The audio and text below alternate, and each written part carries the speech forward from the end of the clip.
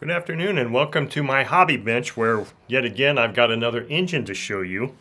And this, as you can see, is an ASP engine, but this is a very special one in my opinion and somewhat rare because I've never had one before, I've never held one before, I've never run one of these before, and they're seem to be very hard to come by.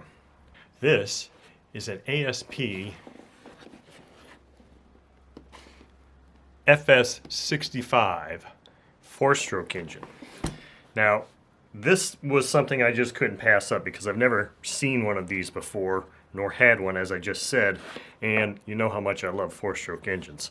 This is a new in-box engine, and the best I can come up with is that this probably came out about the same time as the FS80, I believe, but I can't find a review article on this at all. The only review I can find on an ASP four-stroke is for the FS80, and that was dated 1993.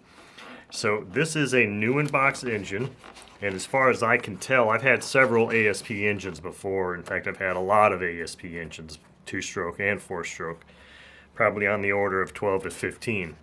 This looks to me to be a complete package. Here's our warranty. Here's an exploded parts breakdown of the engine. It shows part numbers. Wish I had one of these for the 80 because, see here, it does say that. Look at that, that's very interesting. It says FS65 AR and FS80 AR engine. So, yep. Alright, this is important for me to talk about later on here in the video. Here we have the standard ASP instructions. They were never all that great to begin with. They had just enough information to get you by, and that was about it.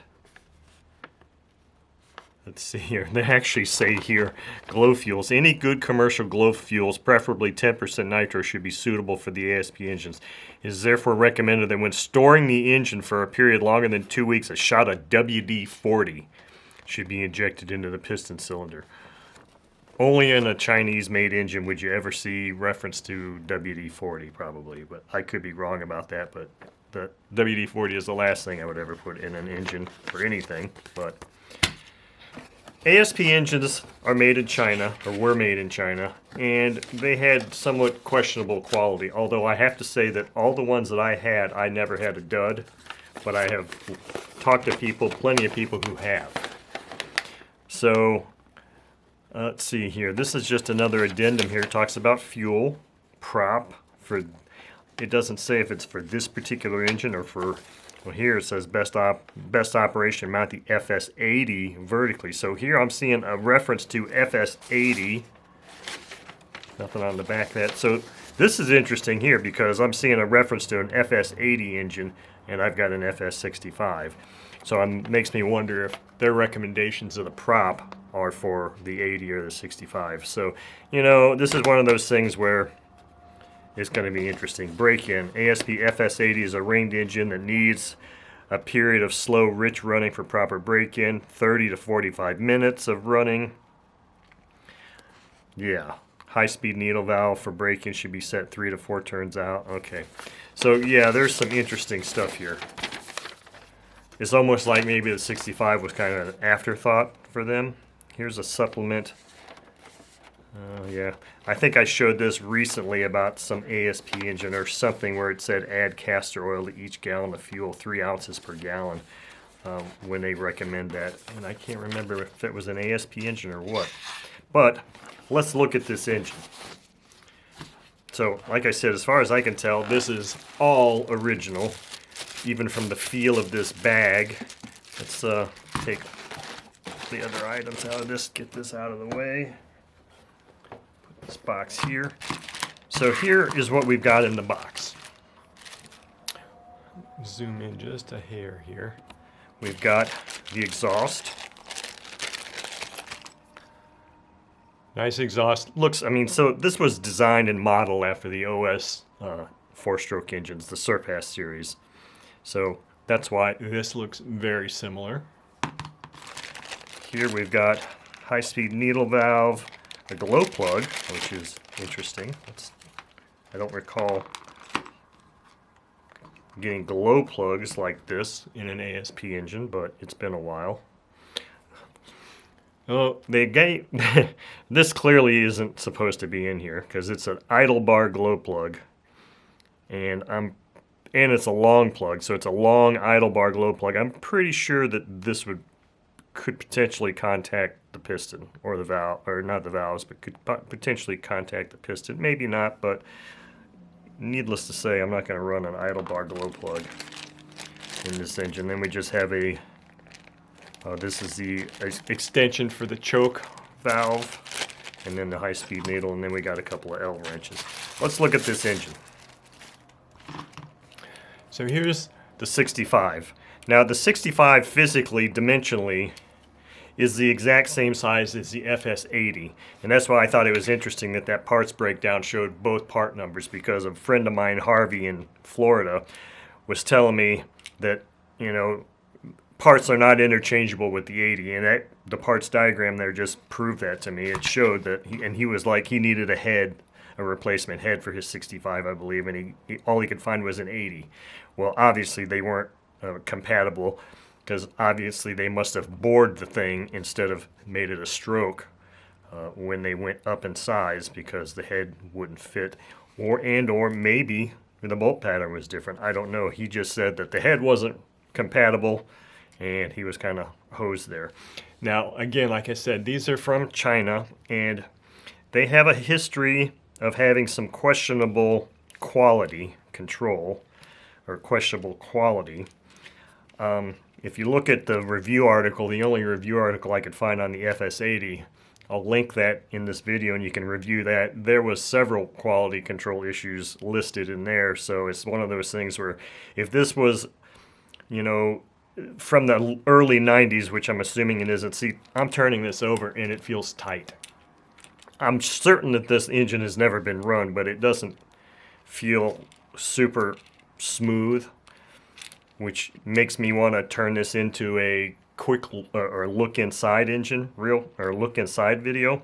Because another friend of mine who lives in Germany, Uwe, had a new in-box ASP65 engine, and one of the things he discovered was that the valve lash wasn't set properly on the engine right out of the box. So every ASP engine I've had has been a good runner. I've never had a quality control issue, but that's not to say that they didn't happen, because obviously they did. And they don't have the nicest of castings. It's not an OS engine by any means, even though it looks a lot like an OS engine. So what I'm going to do here is try not to break that ratchet there. I am going to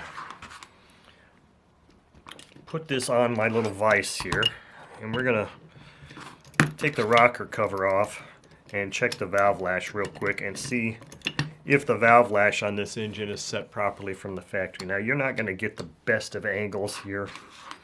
You're going to be getting a top-down angle, so you're just going to have to trust me on that. But that's what we're going to do here.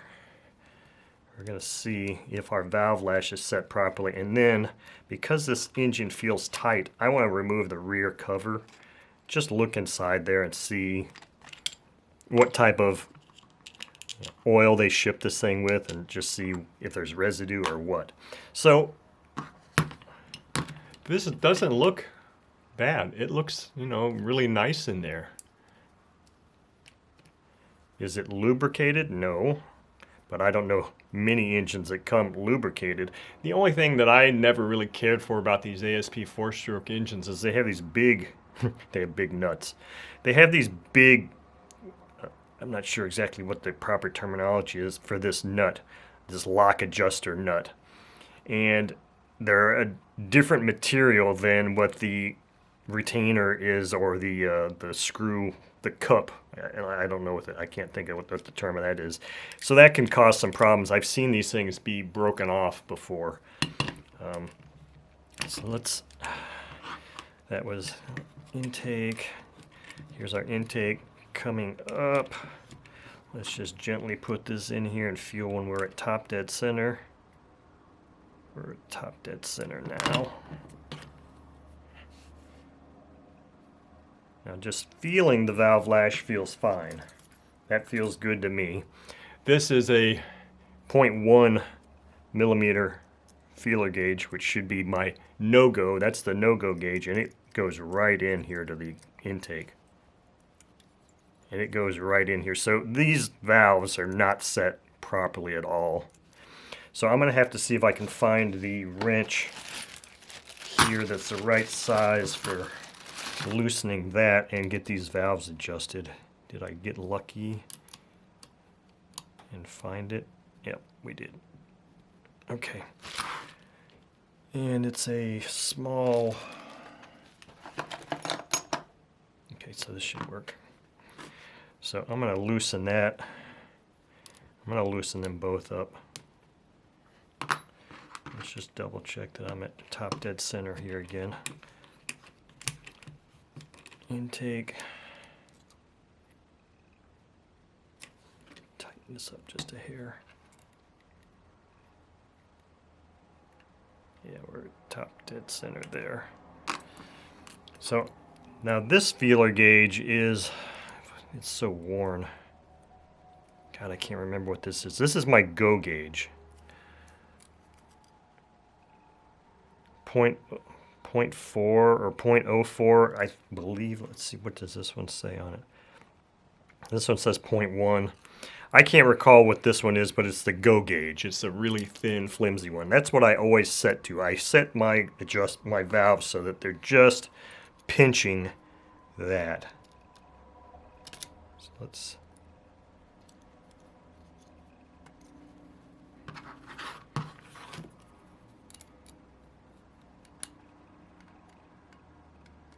No, my hand is probably in the way here, but okay, that's a little bit too tight.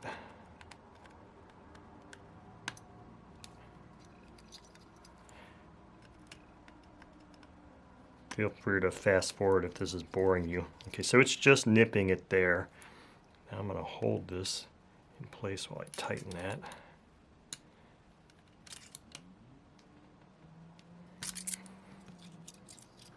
Now, in theory, this shouldn't go. Oh, it's still going. Okay, so I don't have that right. That's too loose still.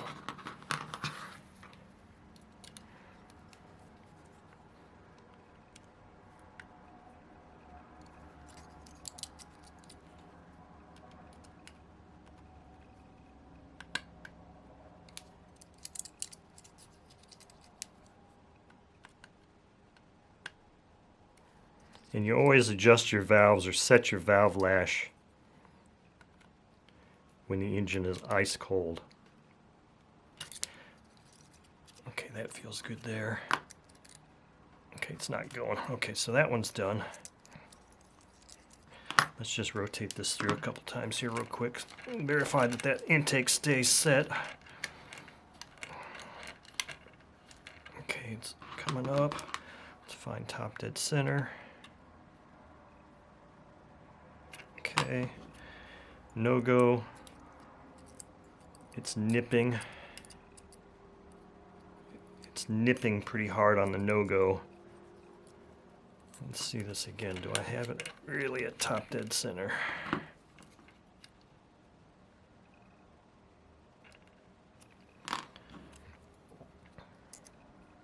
Wow, see, it just didn't. And I think that's kind of another one of the issues I have with this thing is they don't seem to really want to hold their settings. So I'm going to make it a little bit tighter, and then if it's going to loosen up on its own.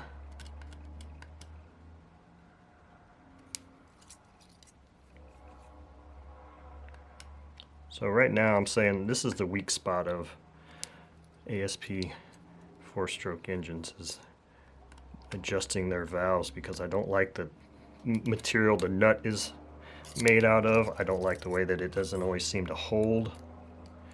Now it's not going in this time, and that one goes in and it's nipping. So let's check this again and rotate it 1, 2.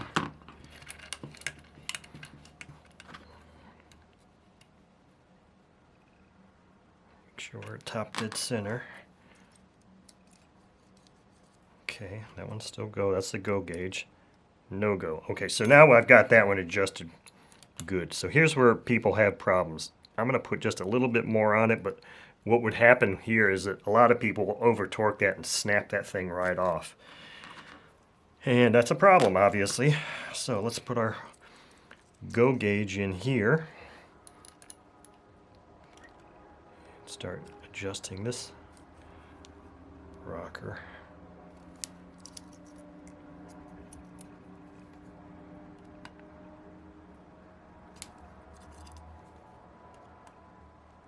And these are way out.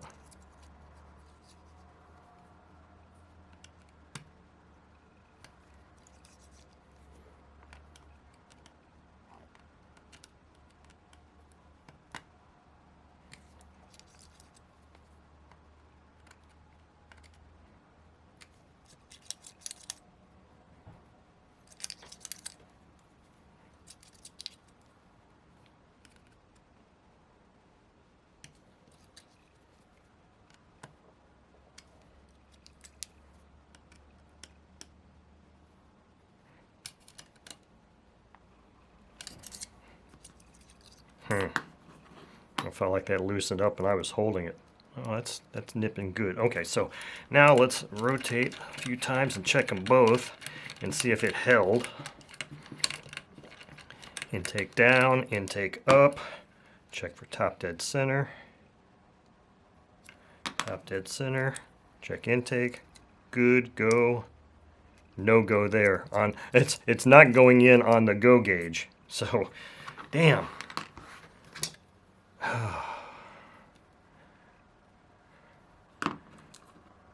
So here you go. It was just fine and now it's not fine. You shouldn't have to do this 2 or 3 times to adjust valves on an engine.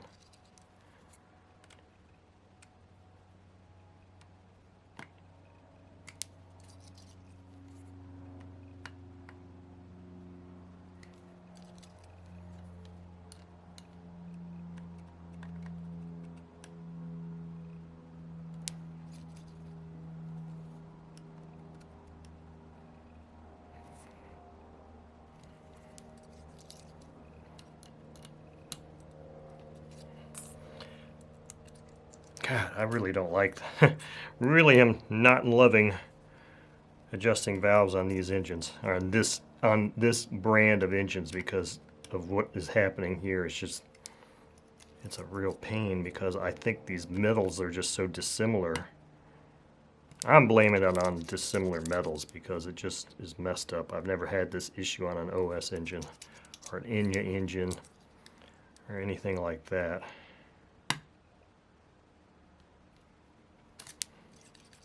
That feels good there. That's good there. I just snugged it again. Let's see if this still feels good. That still feels good.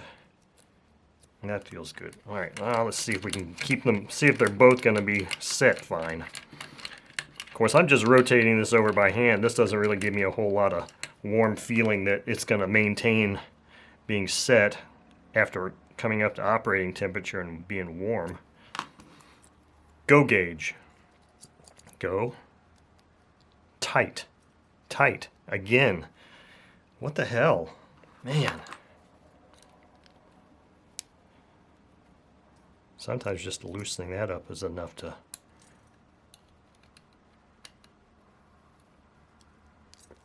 Wow.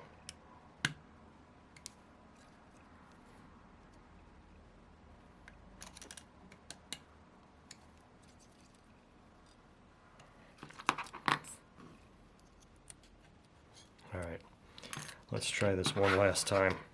If this doesn't hold this time, it's just going to get run that way. This time I intentionally kept it a lot looser. Intake down, intake up. Top dead center. Go gauge. Good. Good, finally. No go. No go. Okay, whew, finally. Okay, so one last little... Okay. So, hopefully now the valves are set. I mean, hopefully they are set. The valve lash is set. Hopefully it'll stay that way. But see, this is... all I can say is if you get a brand new ASP 4-stroke engine, check your valves. Check your valve lash, because this wasn't right. Uwe's in Germany, his wasn't right. I don't recall if I ever checked them on the 80s that I had. They seem to run fine. Now, to remove this rear cover, I'm going to remove the carb. But since this is just like an OS carb, whereas the carb kind of pulls off and there's an O-ring here and it just seats the manifold, all I'm going to do is remove these two screws and pull the carb off. I'm not going to remove the intake manifold, because I guarantee you after 30 something years that intake manifold gasket, because I've seen it happen so many times on these ASP engines, won't remain intact. It'll tear, split, or do something bad. So I'm not going to pull that. Now this does have a choke mechanism, which I think is a cool feature.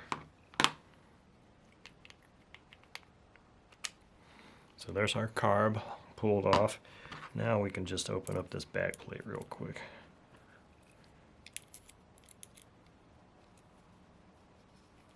Wow, that didn't feel super tight. Jeez. I mean, oh man. I am just not really impressed with the workmanship of this engine. I mean, these threads feel, this head is coming out and it feels tight still. They weren't, I guess they were torqued maybe to their torque standard, but it didn't take much effort at all. You didn't hear that characteristic snap like you would hear on an OS engine when you break loose a fastener for the first time on one of their engines. You would hear a snap. Does this thing have a gasket on it? Yeah, it has a gasket. That's the other thing. It's invisible. It's a clear gasket, so you're probably not going to see it, but it is there. Okay, well, whatever. Here's the inside of the... Now this looks fine. And I know a lot of people in the early days would say they would look inside their ASP engines, 2-stroke specifically, and look for particulate matter, metal shavings and stuff that weren't cleaned out of there. It's probably not a bad idea. In reality, I could probably pour some isopropyl alcohol in here and flush it out. See that? That was just on that connecting rod, on the counterbalance. Where did it go? It feels rubbery. It's not oil. I don't know what that is, but it was right up here on the counterbalance. I don't know. I don't see any rust. I don't see any reason why this wouldn't be loose, but as long as I'm in here, I got some 3-in-1 oil. I'm just going to put some 3-in-1 oil in here. Loosen this, or not loosen it, but I should have done this on... I'll pull the cover off again and lube those. Now it's feeling a lot looser now, just from putting a little bit of 3-in-1 on that bearing.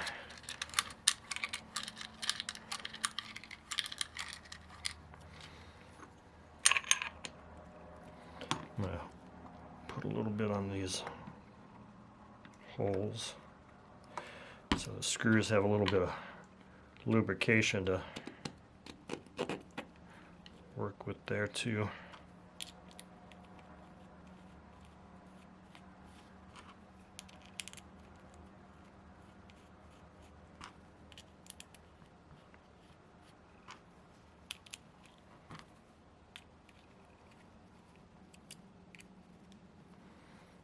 I should be able to just spin this very easily on there, and it's just the threads just don't feel like they're cut very precisely. Or the casting just sucks. I mean, I should be able to spin this very easily, and I'm really having to work to just do that. Now I'm not sure. I'm gonna stay positive and say that this is gonna be a good runner. But I mean, even putting this wrench in here, these heads just don't feel like, the hexes in the screws just don't feel like they're not deep enough for my comfort level. They feel like they could easily be rounded off.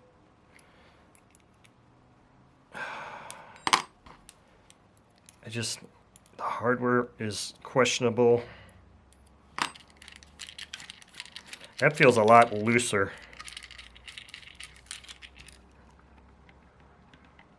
than it did initially. Now let me pop this thing off here real quick. Let me put a drop or two of oil on top of that piston.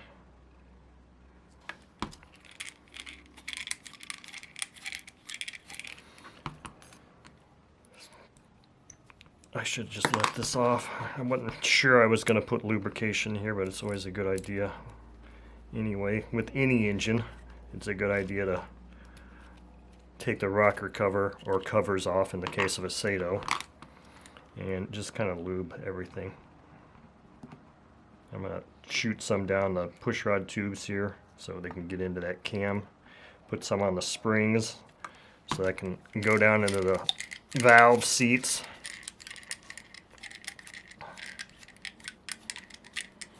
So now in theory I put some oil down here, maybe a little bit will get down here and lube up that cam bearing or that camshaft.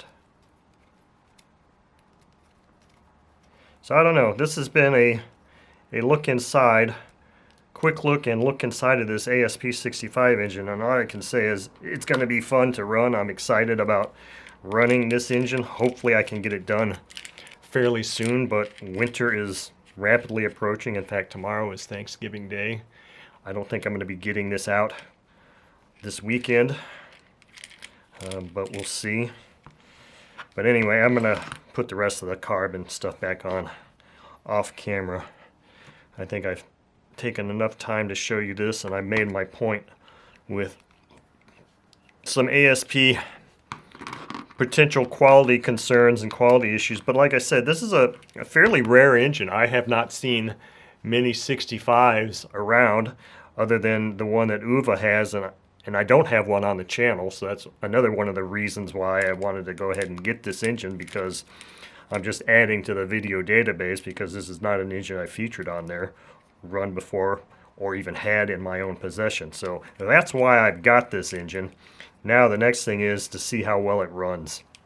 So I hope you enjoyed this video and learning a few things about ASP engines, and especially these older ones. I mean, this one is so old, it's probably, you know, it came out, it's probably one of the first variants that came out. It didn't come in the white box or those newer boxes, so you'd think that being an initial offering, they'd be really super keen on quality control to impress their customers, but that does not necessarily seem to be the case in this instance.